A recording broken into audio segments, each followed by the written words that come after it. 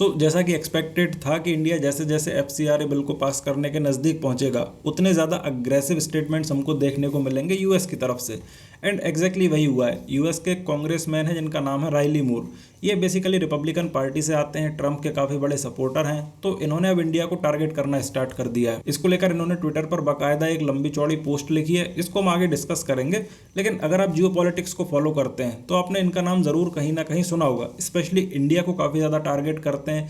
इनका एक पैटर्न रहा है, मैं कहूँगा काफ़ी हद तक एक पैटर्न टाइप रहा है, जिसमें ये इंडिया के अगेंस्ट में बहुत ज़्यादा नेगेटिव बात बोलते हैं और कई सारे इशूज़ पर इंडिया को टारगेट करते हैं। जैसे फॉर एग्जाम्पल जब H1B वीज़ा का पूरा इशू चल रहा था उस टाइम ये बहुत ज़्यादा अग्रेसिव स्टेटमेंट्स देते थे। इन्होंने H1B वीज़ा को एक तरह से स्कैम बताया था और इन्होंने क्लेम किया था कि जो इंडियन एग्जीक्यूटिव्स हैं वो अमेरिकन वर्कर्स की जॉब ले रहे हैं और काफ़ी हद तक इसको पूरे सिस्टम का एक मिसयूज़ कर रहे हैं। इसके अलावा जब ट्रंप एडमिनिस्ट्रेशन ने इंडिया को टारगेट किया था टैरिफ्स के बेसिस पर, काफ़ी ज़्यादा हैवी टैरिफ्स लगा दिए थे, तो उस टाइम भी इस डिसीजन का सपोर्ट करने में राइली मूर सबसे ज़्यादा आगे थे। मतलब काफ़ी हद तक इनका ये एक पैटर्न रहा है कि एक इंडिया को टारगेट करना है, इंडिया के बारे में नेगेटिव बोलना है। लेकिन अब प्रॉब्लम यह है कि पहले इन्होंने इकोनॉमिक इशूज़ को लेकर टारगेट किया, टैरिफ्स को लेकर टारगेट किया, बट अभी एक पूरे लेजिस्लेटिव और लॉ के इशू को ये डाइवर्ट कर रहे हैं एक तरह से रिलीजियस इशू बनाकर। और ये चीज़ आपको समझ में आएगी इनके ट्वीट से। तो चलिए अब इनका ट्वीट देखते हैं और समझते हैं। तो यहाँ पर आप लोग देख रहे हैं, ये है राइली मूर का ट्वीट। सबसे पहले ये लिखते हैं कि Christians have been in India since Saint Thomas the apostle travelled to the Malabar coast just decades after the resurrection of the lord Jesus Christ. अब अगर थोड़ा आप ध्यान से देखें तो ये लाइन हिस्ट्री बताने के लिए नहीं है, ये एक फाउंडेशन क्रिएट करने के लिए है कि जो आगे एलिगेशंस आने वाले हैं उनको और ज्यादा वेट मिल सके। और जो इन्होंने लिखा है ये क्रिश्चियन ट्रेडिशन में माना भी जाता है। क्रिश्चियन ट्रेडिशन के अकॉर्डिंग सेंट थॉमस इंडिया में आए थे फर्स्ट AD के आसपास और ये पहले आए थे मालाबार कोस्ट पर और वहीं से इंडिया में क्रिश्चियनिटी की शुरुआत भी मानी जाती है। लेकिन जितनी रिसर्च मैंने की है उसके हिसाब से इस चीज़ का हमें कोई कंटेम्प्रेरी हिस्टोरिकल एविडेंस नहीं मिलता है। काफ़ी ब्रॉड वेज में ये सिर्फ माना जाता है, एक ट्रेडिशनल वैल्यू ज़्यादा है, इसकी हिस्टोरिकल एविडेंस बहुत कम है इस चीज़ को लेकर, या मैं कहूँगा कि ना के बराबर है। खैर मेन बात यहाँ पर यह है कि ये सब बताकर राइली मूर यहाँ पर इस्टेब्लिश क्या करना चाहते हैं, बताना क्या चाहते हैं। तो देखिए इनका पॉइंट बेसिकली ये है कि क्रिश्चियनिटी को सिर्फ पोर्चुगीज़ या ब्रिटिश कॉलोनियल पीरियड का रिजल्ट नहीं माना जाना चाहिए, बल्कि इनके अकॉर्डिंग क्रिश्चियनिटी की रूट्स इंडिया में लगभग 2000 साल पुरानी है। और ये हिस्टोरिकल कंटेक्स्ट देने के बाद ये अपने मेन एलिगेशन पर आते हैं। ये लिखते हैं कि but despite the long Christian history India's parliament is considering amending the foreign contribution regulation act rules.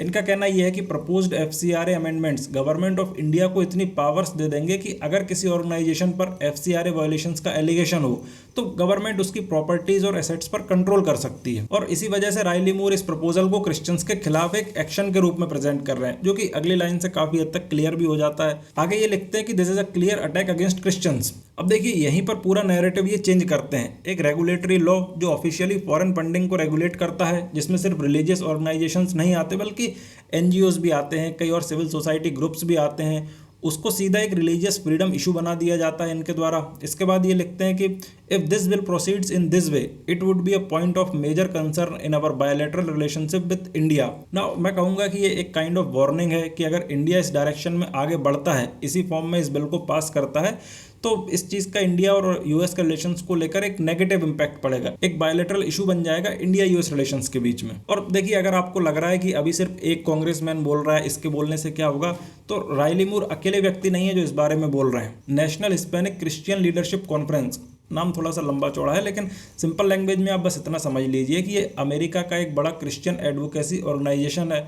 मतलब एक ऐसी ऑर्गेनाइजेशन जो किसी पर्टिकुलर इशू के लिए पब्लिक कैंपेन्स चलाती है। इस ऑर्गेनाइजेशन ने भी इंडियन गवर्नमेंट को लेटर लिखा है और डिमांड की है कि इस बिल को विड्रॉ कर लिया जाए। अब देखिए अगर आपके मन में सवाल आ रहा है कि इतनी देर से मैं जो FCRA बार बार बोल रहा हूँ, जिसको लेकर अमेरिका इतना चिंतित है, ये बिल एक्चुअली है क्या, ये क्या काम करता है जिसकी वजह से अमेरिका इतना चिंतित है। तो चलिए ब्रीफ में इसको समझ लेते हैं कि FCRA बिल क्या है। ऑल्दो मैं इसके ऊपर एक कंप्लीट वीडियो लाना चाहता हूँ, डिटेल्ड वीडियो, जिसमें मैं इसके सारे सब कुछ एक्सप्लेन करूँ बिल्कुल एकदम इजी सिंपल लैंग्वेज में, ताकि आपको सब कुछ समझ में आ सके। लेकिन अभी के लिए थोड़ा सा हम इसको समझ लेते हैं। तो FCRA का फुल फॉर्म है फॉरेन कंट्रीब्यूशन रेगुलेशन एक्ट। अब नाम थोड़ा टेक्निकल है लेकिन इसका बेसिक ऑब्जेक्टिव इतना सिंपल है कि अगर इंडिया में कोई NGO है, ट्रस्ट है, एजुकेशनल इंस्टीट्यूशंस है, चैरिटेबल ऑर्गेनाइजेशन है या कोई रिलीजियस बॉडी भी है, वो किसी फॉरेन कंट्री से डोनेशन या फंडिंग लेना चाहती है तो उसके लिए FCRA रजिस्ट्रेशन कराना पड़ेगा। ये रजिस्ट्रेशन बेसिकली होता है मिनिस्ट्री ऑफ होम अफेयर्स के अंडर और हर 5 साल में इसे रिन्यू भी कराना पड़ता है। इसके बाद भी बात खत्म नहीं हो जाती,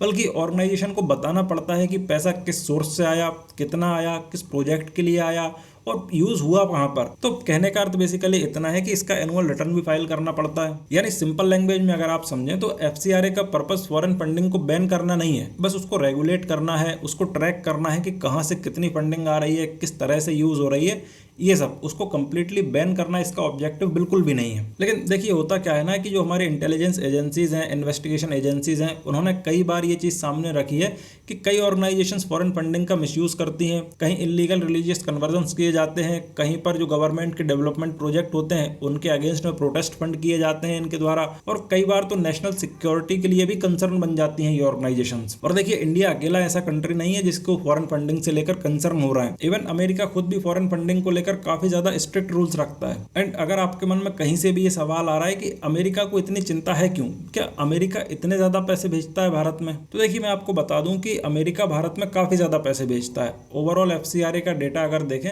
तो पिछले कुछ सालों में इंडिया की रजिस्टर्ड ऑर्गेनाइजेशन को फॉरेन कंट्रीब्यूशन के रूप में लगभग 55,000 करोड़ से भी ज्यादा की फंडिंग मिली है।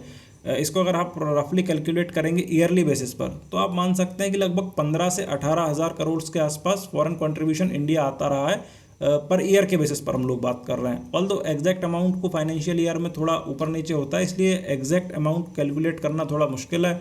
और ये जो डेटा मिलता है हमें, ये भी 2021-22 के आसपास का मिलता है। अभी तो आई थिंक और भी ज़्यादा ये फंडिंग बढ़ चुकी होगी। और अमेरिका उन कंट्रीज़ में से है जो कि इंडिया को सबसे ज़्यादा फॉरेन कंट्रीब्यूशन भेजते हैं। लेकिन देखिए ये जो सारा पैसा है ये ऐसा नहीं है कि US गवर्नमेंट भेजती है, इसका जो ज़्यादा बड़ा हिस्सा है वो अमेरिकन चर्चेज, चैरिटीज़, जो फिलैंथ्रोपिक फाउंडेशंस हैं, ह्यूमैनिटेरियन ऑर्गेनाइजेशंस हैं, यूनिवर्सिटीज़ हैं और कुछ इंडिविजुअल डोनर्स के थ्रू आता है। हालांकि US एड और कुछ गवर्नमेंट बैक्ड प्रोग्राम्स भी फंडिंग देते रहते हैं, लेकिन जो ओवरऑल पूरा इकोसिस्टम है वो प्राइवेट ऑर्गेनाइजेशंस के थ्रू ज़्यादा चलता है। और देखिए आई थिंक अभी के लिए तो काफ़ी कम स्टेटमेंट्स आ रही हैं US की तरफ से। जैसे जैसे हम लोग इस बिल को पास करने के और ज़्यादा नज़दीक पहुँचेंगे उस टाइम तक हम लोग देखेंगे कि अमेरिका से बहुत ज़्यादा एग्रेसिव स्टेटमेंट्स आती हैं और जो इनके कई जो बड़े पॉलिटिशियंस हैं वो भी इंडिया को टारगेट करेंगे, जो कई बड़ी ऑर्गेनाइजेशंस हैं वो भी इंडिया को टारगेट करेंगे। तो ये बिल ना पास करने के लिए इंडिया पर काफ़ी ज़्यादा प्रेशर क्रिएट किया जाएगा। तो देखना अब ये होगा कि क्या इंडिया इसको अभी के फॉर्म में पास करता है इस बिल को, या इसमें फिर कुछ चेंजेस किए जाते हैं प्रेशर के अंडर आकर।